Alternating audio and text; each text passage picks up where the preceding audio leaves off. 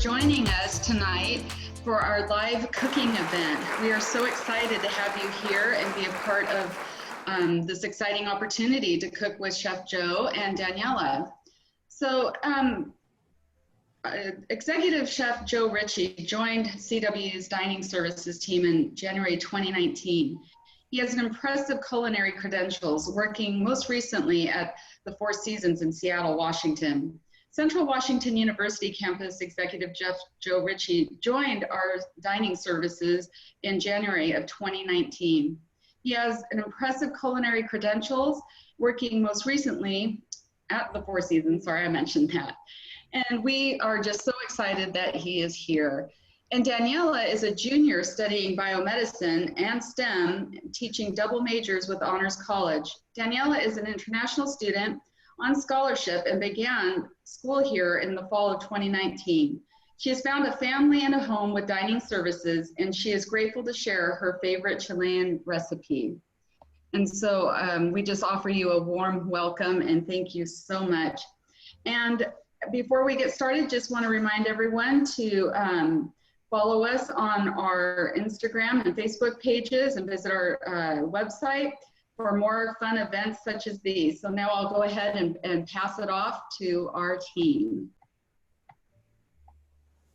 All right, hi everyone. My name is Chef Joe, and I'm the campus executive chef here at Central in Ellensburg. I'm here with Daniella, and we are here in celebration of Hispanic Heritage Month. And we're going to be doing a cooking demonstration for you with a dish called Charquicán. How you say it? Yeah, Charquican. All right. Yes.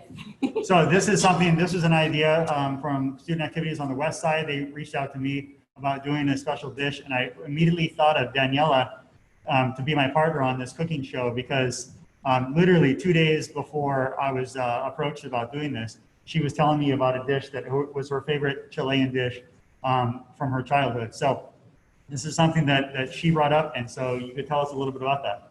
Yeah, so this dish is, it's called Charquican. It's mainly like made of vegetables, and it's usually good. It's a good dish for when it's like fall or winter. And yeah, it's my favorite dish because I used to go to my friend's house over the winter, and I just associated everything with like happiness. And I really like this dish, so I hope that you can learn how to do it and enjoy it. And one of the things that really got me excited about learning about this dish, because I had never even heard of it before, was the fact that when Daniella started describing it, I realized that all of the ingredients, or at least a lot of the ingredients in the dish, were things that were coming off of the Wildcat Farm right here on campus. So it's really exciting to know that the onions, the garlic, the squash or pumpkin, the potatoes, the carrots, the jalapenos, all of these came from the Wildcat Farm and were harvested within the last couple of days right here on campus. So it's really exciting. The first thing you want to do when you're preparing a dish like this is something that requires a lot of preparation, or as chefs call it, prep, to be done ahead of time. And then the cooking process is relatively quick. So what I'm going to do is start by processing this large squash. This is a kabocha squash. You can use pumpkin or any kind of a winter squash or gourd. I like to take the dried stem off, and the way that I do that is to secure it with both hands and just pop it on the counter, and then it should pop right off. So I'm going to use a peeler, and I've got two different types of peelers. I'm going to use a peeler to peel the skin right off of this. And you really want to get all of that skin because it's a little bit tough and a little bit leathery. And these squash, so this is the second year of the Wildcat Farm here on campus, and these squash are really great this year. Our farm manager brought this over yesterday. It's really exciting to see squash like this. The dish is all about comfort, like Daniella was saying, and it's neat that these fall items are just perfect right now. This is definitely something you'd eat maybe on the west side where it's always raining. There's a reason that I moved over here to Ellensburg, but it's probably pouring down rain over there right now, 45, 50 degrees. This is the time that you want to be eating something like Charquican. Yeah, it's like a food for cozy weather. Yeah, it is kind of hard for like kids to like this dish though. Like it's more like grown up because you kind of like more the vegetables and everything. And like I remember like back in school, school cafeterias are never really like the most amazing and delicious food. So like a lot of people would get sick from this, but like when like it's all about like who makes it, and if they make it like with love and like with positivism, like if it's well done, then it's really good. And I was doing some research on this dish, and it was interesting to see that back in the day, they would make it usually with pieces of dried impala or beef, probably before they had refrigeration and were able to refrigerate the product. They would use dried meats. And so we definitely didn't want to use dried impala today. I don't even know anybody who has impalas around here, but we're going to do this dish tonight using ground beef, which is something that Daniella said is also very common now. Yeah, but I mean, you can always do it without ground beef for vegetarian people. It's up to you, really. And it varies a lot. There's a lot of videos, a lot of like recipes. So it's up to you to add what you want and what you don't want. So yeah, we're just gonna add today the red vegetables. Okay, so what I did here was I peeled the squash, and now I'm trimming off the ends. And you saw that I used a nice large spoon to scoop out the seeds. And a lot of times I'll save these seeds. I have some chickens at home and they love it when I bring home some pumpkin seeds or squash seeds. But what I'm doing is I'm just trimming off the very ends, which has this woody texture right here. And I'm using a very sharp knife, and I'm making sure that I curl my fingers and keep my fingers out of the way when I'm cutting. So then what I'm going to do is I'm going to cut the ends all the way off like this. Rotate it, do the exact same thing on the other side, and cut it into strips. You can see I have my fingers curled out of the way and my thumb tucked carefully behind. And it's always good when you're cooking at home to have a nice secure cutting board that's larger than you actually think you'll need. There's nothing worse than having a small cutting board that's moving around while you're trying to cut. It's a really easy way to injure yourself. So I'm cutting this into medium-sized chunks. This is going to be stewed along with the potatoes and with the carrots for about 20 minutes with some chicken stock. And so we want it to be cut small enough that it'll cook. If you cut it too large, it'll take a longer time to cook. So I'm shooting for about a 1/2 inch dice here. So you can see this is kind of a rustic cut, but it's roughly a 1/2 to 3/4 inch. And what I like to do is cut these strips into strips, and then I just grab them and just cut them into smaller pieces. Get those seeds out of the way. This was a pretty large pumpkin. I don't think I'm going to use all of it. I think I'll use about half of it. Just because I don't think we're that hungry tonight, are we? I mean, I'm always hungry. We tried this together last week for the first time, and we made a pretty big batch.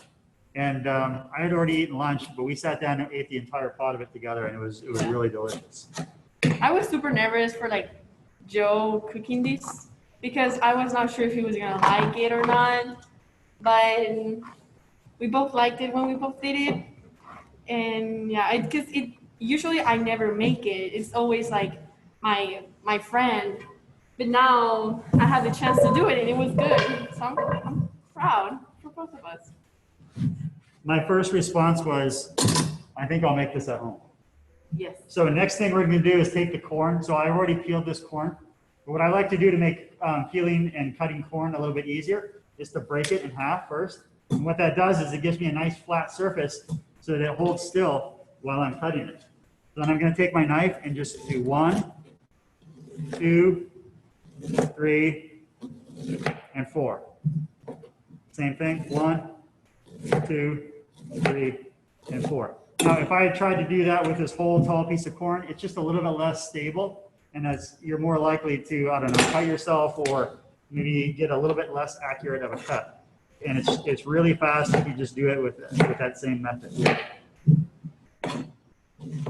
And like I said, with this dish, it's all about preparing things ahead of time. And so we're going to cut the corn, we're going to cut the squash. We have a question here. What kind of squash are you using? So this is a kabocha squash. I just cut it up, but it's a kabocha squash, and we planted it in the garden down at the Wildcat Farm. So this is, you can use butternut squash, you could use acorn squash, you could use sugar pie pumpkins, just about anything you want. I think that was one thing I learned from Daniella on this dish, is that there's a lot of variations depending on who's making it or what the family traditions was. And I think that's the same for a lot of different comfort foods that you see around the world. Everybody has their own little twist on it. And so for us, we had a lot of really great stuff coming from the farm. So it seemed a shame to go and buy a pumpkin if we had this beautiful kabocha squash right here. And this has really nice flavor. Next up, this is a beautiful onion from the farm. I'm gonna start by cutting the top off, and then I'm gonna cut the bottom just a little bit. And what that does is it gives me a nice flat surface. We got one more question here? Yes. Somebody's asking what kind of substitution can you use for meat if you want to make it vegetarian?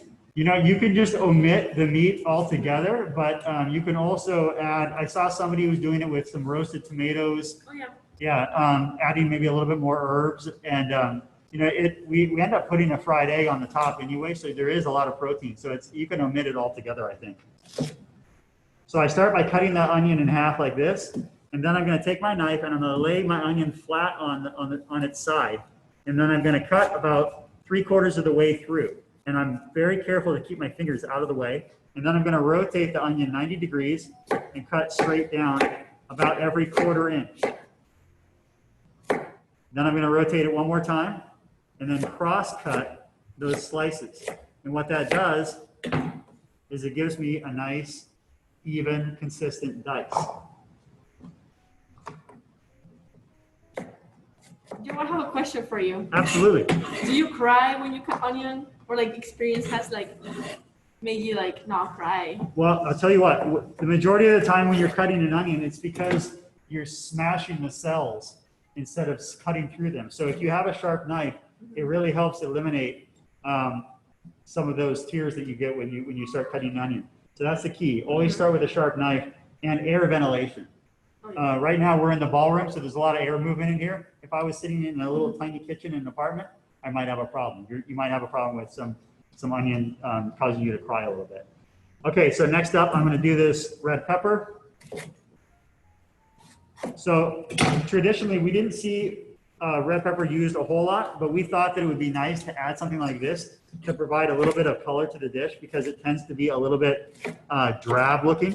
So what I'm doing is I'm just cutting the pepper in half and then cutting it into long strips like this, and then stacking them on one side of my cutting board and getting them all cut. And the key is to get them all done. Whoops. And then once they're all cut into these strips, then I can rotate them and then cross cut them into nice dice. This takes a little bit of practice, and it definitely takes a sharp knife. Yeah, and the position of your fingers too. You don't want to cut your fingers. Yeah, so you can see when I'm cutting, I keep my top fingers curled down, and then my top fingers curl down like this, and then I keep my thumb tucked underneath. And that way the blade is actually rubbing against my fingers as I cut, but because my fingertips are down and curled away, I don't actually hit them.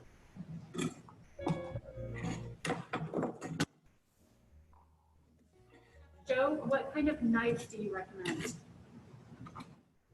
For a student, I wouldn't recommend a knife like this. This is a Japanese carbon steel knife. This is a very expensive knife, and it's very unnecessary for most home cooks. But I like Japanese knives. You can get really good knives that are relatively inexpensive, you know, $40, $50. And as long as you take care of it and keep it sharp, it'll last your entire life. So it's not so much about the knife, it's about the steel quality and then making sure that you're taking care of it. So next up, we have some jalapenos. So I'm just going to do one jalapeno, and I'm going to cut the top off and then cut it into a long lengthwise strips. Pull the seeds out, and then cut it into very thin strips. These are going to be more like 1/8 of an inch to 1/4 inch thin strips. And I really liked adding a little bit of jalapeno to this because it gave it a little bit of kick. The potatoes, the carrots, and the squash are all they're a little bit bland flavored. So adding a little bit of jalapeno, adding a little bit of pepper to it really added a nice little bit of spice. Last thing I'm going to cut, and then we're going to go over to, we have a question. Yes, we have a question about the spice levels. So they asked, could I add the spiciness level with Thai chilies? Yeah, I think so, for sure, yeah. Thai chilies is going to be a lot more spice than jalapeno, but again, this is all about personal preference. And I think cooking in general, no matter what you're making, is all about personal preference. You know, as long as the dishes are complementary, or as long as the ingredients are complementary, there's no reason why you can't make substitutions based on your own personal preference. So now we have some really nice garlic that's also from the farm. I like to take the individual cloves, lay them on the cutting board flat like this, and just set my knife on top of it, and then just gently tap it like that. And I'll go through and do all 3 of them. And then what you do is you have a smashed piece of garlic that's really, really easy to peel. You always want to do your garlic last because otherwise everything that it touches your cutting board is going to taste like garlic for the rest of the night. And so I love garlic, so I'm going to do 3 nice big fat cloves. If garlic isn't your thing, like Daniella was telling me that her mother hates garlic. Oh yeah. So if that's the case, just leave the garlic out if it's not something that you really enjoy. So I'm going to add this to the onions because they're going to go together later. All right, so now Daniella is going to work on the potatoes and the carrots over there. And we've got 2 different types of peelers that I wanted to talk to you really quickly about. This is more of your traditional peeler. This is what chefs use. So this you can get on Amazon for about $3. And this is kind of a European style peeler. I really like it because what you end up using, you end up pulling it away like this. So it's really effortless and it's less, it takes less energy to peel with this kind of a peeler. There you go. Oh, question. What is your favorite cuisine to cook? Well, I grew up near Seattle, and so for me, it's all about seafood. I love seafood, and I love making fresh pasta, especially at home with, I have 2 daughters. Oh, okay. Well, I love Italian food, honestly. I love like Chilean food, but I could eat 24/7 pasta, which is what I'm doing right now as a college student. Pasta.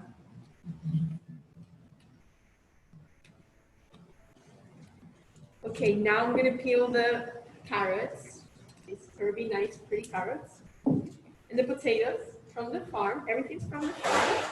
And I'm gonna use the chef, pretending I'm a chef here. Actually, I have never used one of these before. I used to like use a knife. But I would always, it would take me to peel a potato like 10 minutes because I was scared to cut myself. But now with this amazing tool that Joe just gave to me, way easier, nicer, and smoother.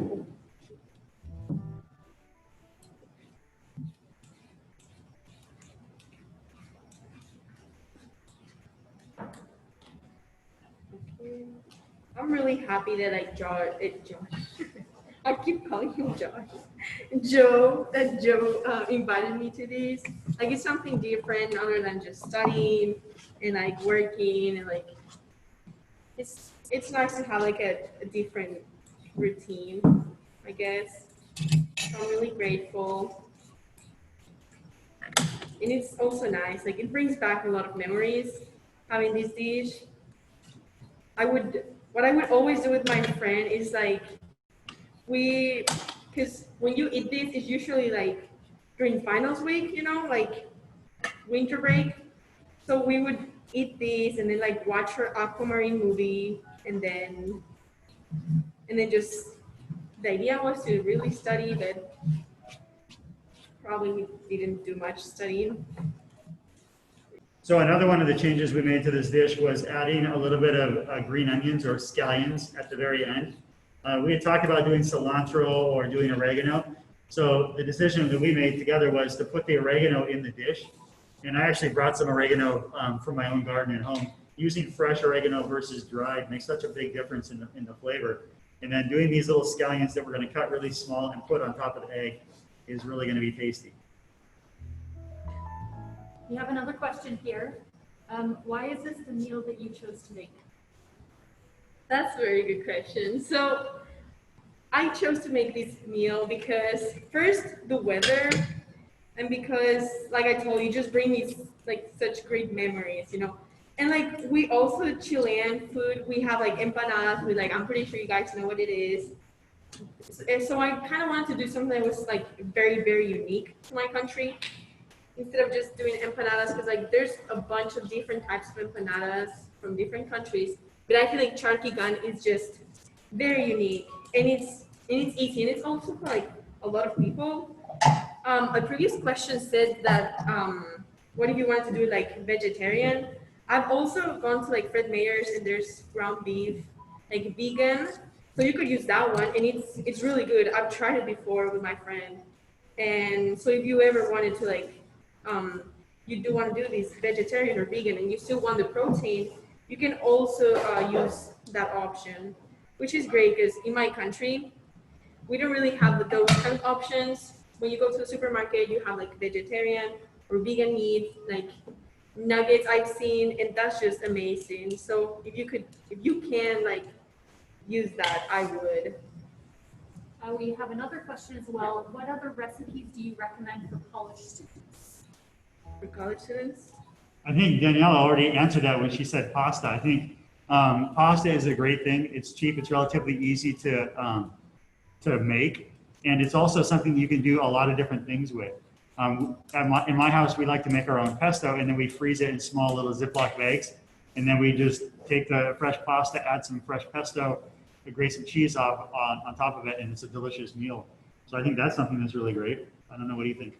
So I'm actually thinking, so usually I'm more of a sweet person. I love sweets, and there are some like Chilean easy stuff that you can do. And it's stuff you can just find at like at Fred Meyer's, you know. There's something called leche condensada. I think it's condensed milk. I don't know, I'm not sure. But we use that for like a lot of things. It's not really Chilean, but Chilean people eat it. It's like, if you put like banana with like a bunch of that, or we have something called manjar. That's a really sweet, oh, that's delicious. It's really good. It's usually for desserts. It's kind of like dulce de leche, for those who are familiar with that. Dulce de leche, it's like caramel but with milk, but it's way better. So you can use that for desserts, or like strawberries. We eat a lot of fruit with those sweet ingredients. Honestly, like I would never do these like by myself. Like, because I'm not really a good person to cook. You know, I'm clumsy.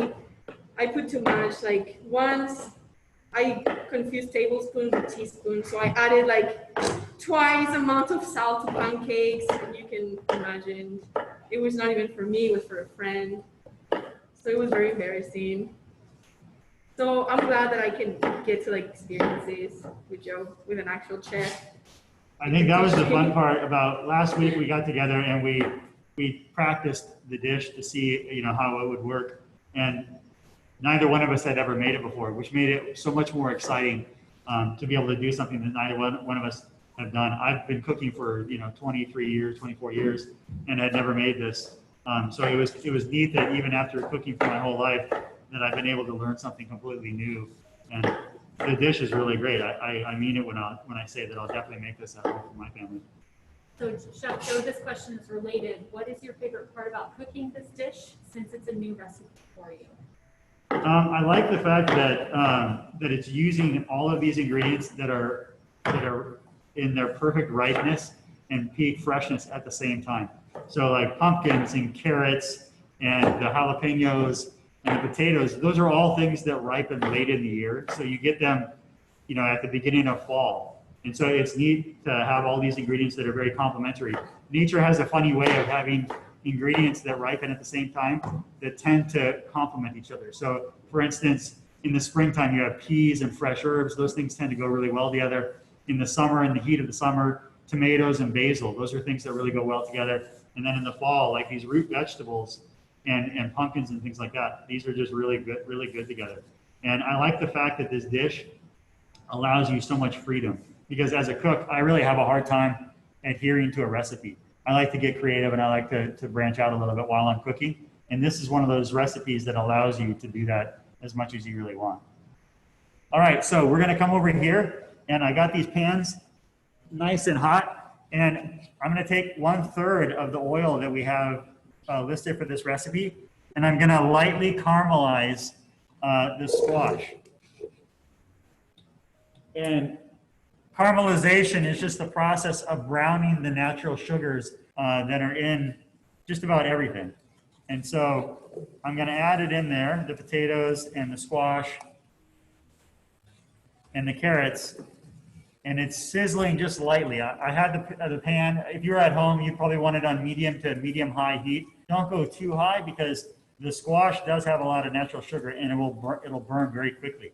So you want to go for maybe medium to medium-high, and then you'll hear it sizzle. You know, when you're cooking, you want to use all of your senses. You want to smell things. You want to listen for what your pan is doing, what the food is doing in the pan, and then you always want to taste your food. I think the difference between really good food and really bad food is usually whether or not the cook was tasting it during the cooking process. So I think that's a really important thing. And also, I'm going to just lightly stir this, but not get too crazy here. I don't know, can you guys hear that sizzle a little bit? You have to be careful because it burns. Yeah.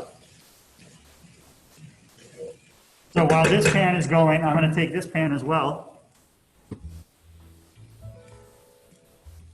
You want to start that one? Yes. So another 1/3 of the oil goes in this pan. Third. No, that was.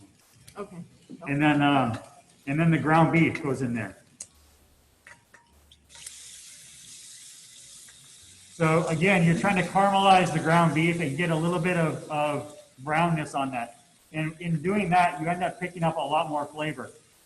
If you just threw the meat in there and didn't really get it brown, it doesn't have as much crispiness. It doesn't have that sweet flavor that you really want when you're cooking. So it's going to stick to the pan a little bit. That's okay. And we're just going to try to get it as brown as possible. And again, you're going for like medium to medium-high heat. Yeah. Make sure it doesn't burn, because then it doesn't taste as good. So we have another question, which is, what is your specialty as a chef? What's your specialty as a chef? You know, I get asked the question a lot. You know, what's my specialty as a chef? I think that I would say making food from like farm to table kind of food, I guess, and then using a lot of seafood, because we're here in Washington State. Washington State. I've lived all over the country. And Washington State is a really unique place because we have kind of the central region, we have the eastern Washington, all with these different climates. We have the Puget Sound with all this bounty from the ocean. We have tons of fruit and vegetables from the east side. So we just have a lot of really amazing ingredients. And my cooking style is just take really good ingredients and just don't do a whole lot to them. Just make them really, make them taste good. Do the ingredients right. Okay, so I got nice caramelized squash and carrots and potato here. Now I'm going to take 2 cups of chicken stock and I'm going to add it to the pan. And then I'm going to take 1/3 of my salt and sprinkle it in there. And we're going to season all of these ingredients separately. Even though we're cooking the squash and the carrots and we're cooking the meat, I'm going to take 1/3 of it and add it to the meat. And then now that we have the meat nice and caramelized, we can add the onions and garlic that we mixed together earlier. And then you can she's going to stir that around a little bit and try to get that. These are called alliums, things that are in the allium family, like garlic, onions, chives. They all have a similar flavor profile, and you really want to make sure they're cooked enough so they don't have that raw onion flavor. You also don't want to overcook it. So we're probably going to cook this for about 2 minutes, maybe 3 minutes, just until the garlic starts to caramelize. And at that point, we're going to go ahead and add in our spices. And the keys to really, if you're cooking with spices, one of the keys to that is making sure that you are toasting them a little bit. And I think that's something that they do really well in Indian cuisine is they toast all of their spices. Everything that goes into an Indian curry or something, they always start with a toasted spice.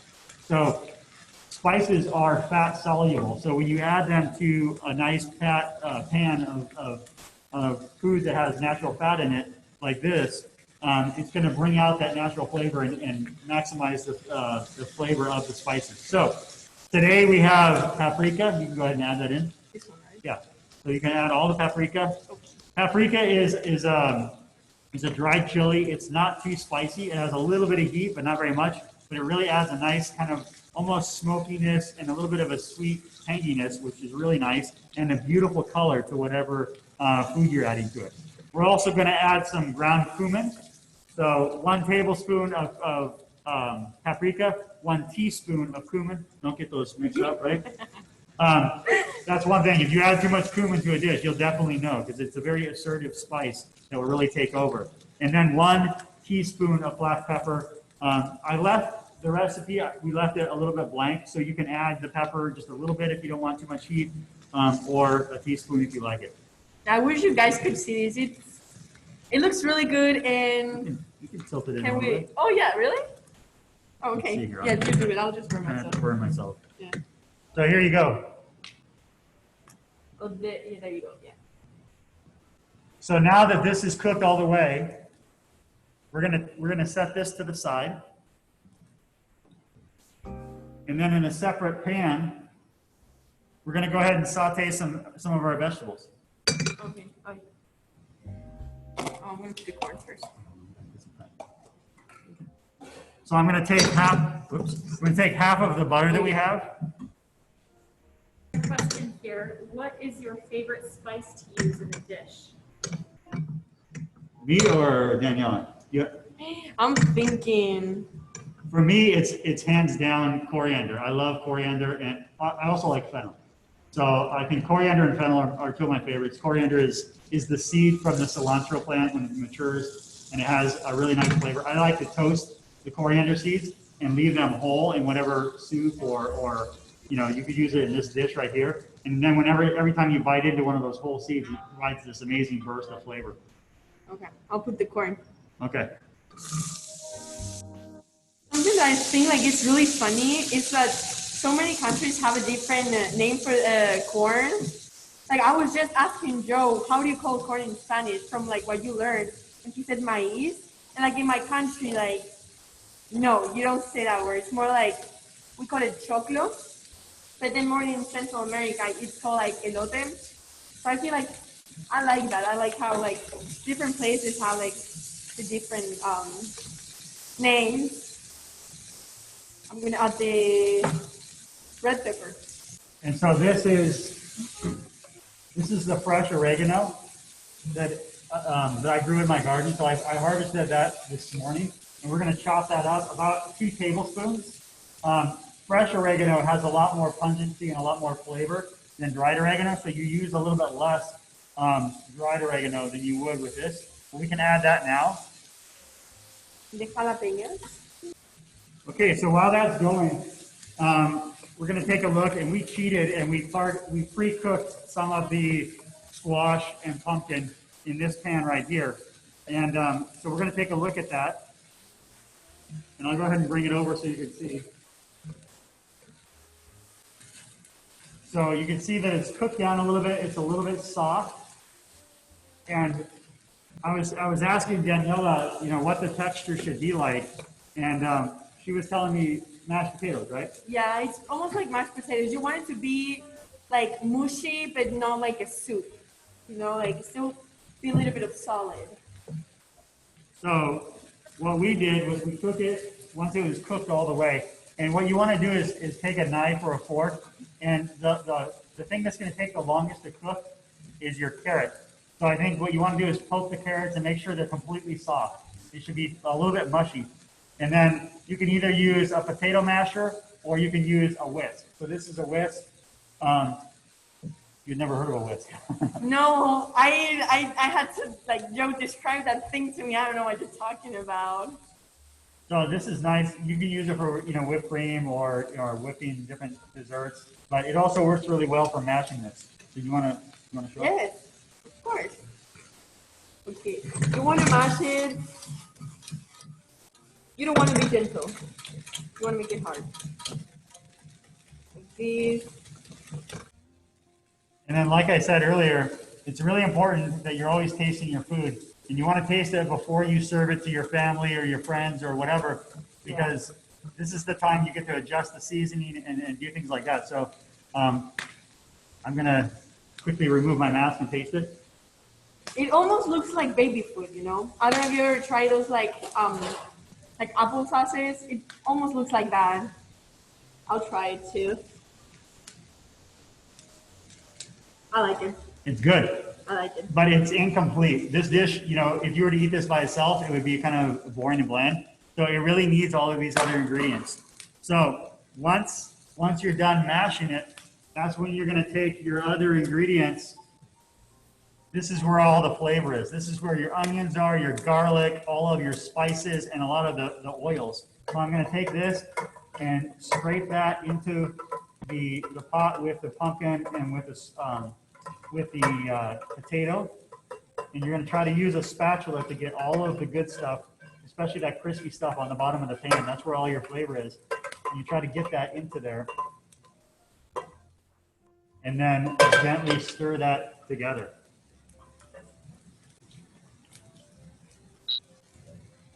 Okay, I'm stirring it to make everything even. Now the color changed a little bit. So then with the corn here, with the corn mixture, all you're trying to do is just lightly saute it. It shouldn't be overly cooked. It should just be maybe 2 or 3 minutes, really quick, just to soften the peppers and try to get all the flavors of the oregano to kind of blend with everything else that's in there. So then we're going to set this to the side here. Oops. And I forgot to add that last third of salt that we have to that. And then I'm just going to toss it together. Seasoning your food is the key to being a good cook. You have to season it. And seasoning means salt for sure. And then sometimes a little bit of lemon juice or lime juice acid that gives a little bit of brightness to food. And then of course, if you want to put pepper and things like that, that's another good seasoning. So let's try it again after we added the spice mixture with the meat. Yes. Don't breathe on me. It tastes so much better now. Yeah, it's a It makes world a of difference. Yeah, it does. So if you could use the ground beef, like please do. Like it tastes really, really good. Okay, so the last part of this dish is the garnish on top. And it's also Daniella's favorite part to do. The biggest challenge for me is the fried egg, yes. The perfectly cooked fried egg that she's gonna flip. So we're gonna take a little bit of butter, just a nub of butter, probably about a teaspoon of butter. And you wanna add it to your pan and wait till it completely melts. And you'll see it sizzles just a little bit. You can hear it bubbling a little bit. And once it's all melted, then you're gonna crack your egg and just drop it in there. Okay, we'll see. Okay. That's good. Yeah, here's your egg. So what I'm looking for is a nice little bit of bubbling butter. And you want to do that, you want to make sure your pan is hot before you put the egg in. If you put it in there too early, it's just going to kind of spread around and it's going to take longer to cook. So I like to just, on a flat surface, just wrap it one time and then just gently pull it out.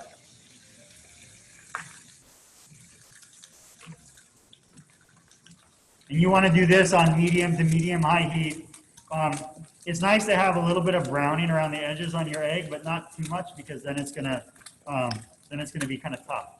So just a little bit. You want to be patient with your egg. We're using non-stick pans. At home, I like to use a nice seasoned cast iron pan. It kind of does this exact same thing. But then once you start to see your egg set up, once that protein starts to coagulate, then you can kind of spin it around a little bit like this, and that'll ensure that it's not going to stick when you go ahead and do the flip. Yeah. You're going to do behind the back or what? Oh my gosh, it depends how dirty you want the place to be. You want to like the watery thing on the egg to like not be there anymore, you know? You want like white. Yeah, you're looking for Yeah. the center part around the yolk Yeah. to be completely set up. It shouldn't be clear anymore. It should turn white. And then once you get to that point, then you're going to push the pan forward, lift up, and then pull back, just like this. Okay, it's your turn. Okay, challenge accepted. Okay. Oh! I did it. It's perfect. Look at that. It's great. So you can see by looking at both of these together, side by side, her burner is a little bit not as hot as mine, and so mine browned a little bit more. So again, it's personal preference, but we're using two different burners here. Okay, I think that's everything. Now we're ready to what we call in the restaurant industry to plate it up. So we've got a couple of different things here.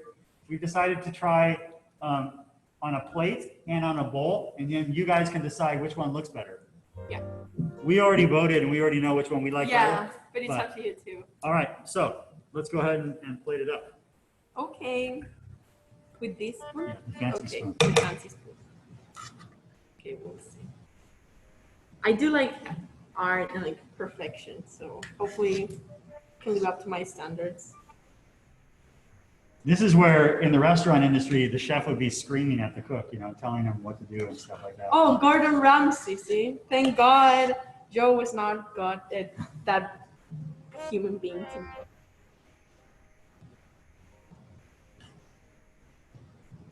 Is that like enough? Depends on how hungry. Cereal. Oh yeah. Okay.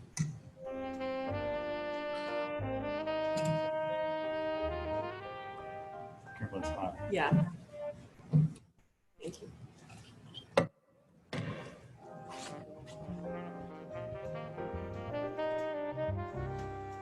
So the corn on this dish really adds a nice texture because it's a little bit crunchy. The peppers are a little bit crunchy, and it adds a lot of flavor as well. The oregano, the corn, and the peppers just add a really nice, flavor. Chef Joe, do you have any plating tips for us? Yeah, just be patient, and then just be patient, and then try not to do too much. You know, you want it to look really nice, but then also you want it to look really nice, but you also want it to be something that people aren't afraid to eat. If it's stacked really too high, then it's not really going to work. And then my favorite tip is to always add fresh herbs to everything. So when we tested this out, we tried cilantro, and then Daniella said, we don't really use cilantro in chili, so why are we using cilantro? So we changed gears, and then we decided to do some green onions. So I sliced the green onions really nice. Adding fresh herbs to your plate at the very end adds a nice little bit of color, and then it also adds some nice complementary color. So Daniella's egg looks way better than mine. So we can go ahead and just slide that right on there. And then we'll just add a little bit of nice green onions right there. So another question, do you eat tortillas with it or bread? So in my country, tortillas are not like a big thing.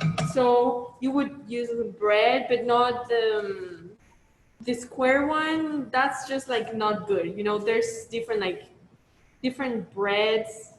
There's one, I don't know the name of it, but you do the ciabatta, I think it is.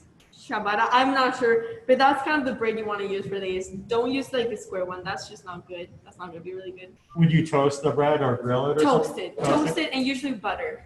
Butter and toast and butter. Like, that's a very Chilean thing also. We eat it a lot. Toast and butter. So you can look at the two dishes here. This is plated up in a bowl, and then this is maybe you could do this as like an appetizer or a first course if you were doing a multiple course meal, if you're being fancy, or maybe the plated one, something a little bit bigger. We can zoom in right here.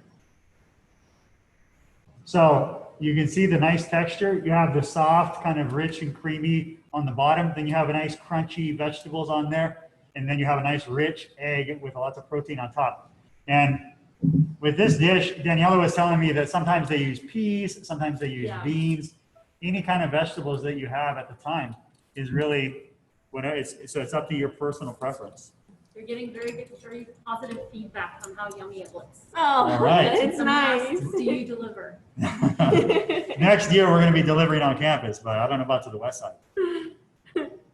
Okay. So now let's try it. I mean, it only matters what it tastes like. It can look as good as possible, but it's all about what it tastes like. Let's see.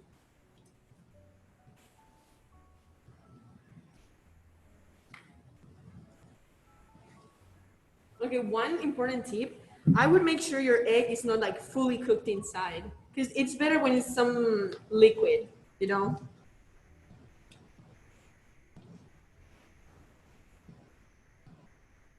It's really good. Yeah. It's really good. The squash is really sweet, and then plus you have the sweetness from the paprika. It's so tasty, and then you have this really rich egg, and then this crunchy corn. Yeah, the corn makes it like very nice. I love it. I'm gonna take another bite. I'm so happy. I'm so proud of us.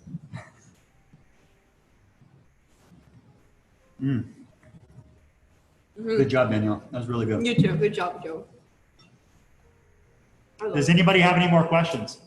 Cooking tips, this is the time. Well, Chef Joe and Daniella, thank you so much. Everyone, please give them a hand and praises in the chat box. It's really good. I can taste the onion. It's so good. Looks delicious, and we are so happy that you were able to do this, and we hope we can do more events such as these with you. Okay, again, thank you so much for joining us, and thank you so much for sharing your talents and your gifts, and we are so appreciative.